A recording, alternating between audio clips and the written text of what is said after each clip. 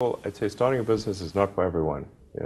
So generally, starting a business, I'd say number one is have a high pain threshold. That's There's a friend of mine who's got a good saying, which is that starting a company is like eating glass and staring into the abyss. Okay, that's generally what happens because when you first start a company, there's lots of optimism and things are great, and then so happiness at first is high. Then you encounter all sorts of issues, and happiness will steadily decline, and then you'll go through a whole world of hurt.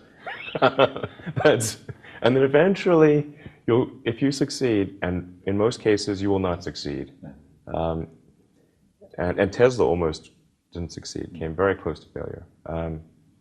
Then if you succeed, then after a long time, you will finally get back to happiness. I think too is you've got to make sure that whatever you're doing is a great product or service. It has to be really great. And I go back to what I was saying earlier, where if you're a new company, I mean, unless it's like some new industry or new market that, if it's an untapped market, then you have more ability to. The standard is lower for your product or service. But if you're entering anything where there's an existing marketplace against large entrenched competitors, then your product or service needs to be much better than theirs. It can't be a little bit better, because then you put yourself in the shoes of the consumer and they say, why would you buy it as a consumer? You're always going to buy the trusted brand unless there's a big difference. So a lot of times, entrepreneur will come up with something which is only slightly better. And it can't just be slightly better. It's got to be a lot better. Number three, I'd say, is constantly seek criticism. Yeah.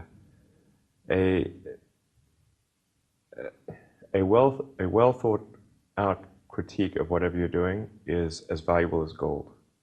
And you should seek that from everyone you can, but particularly your friends.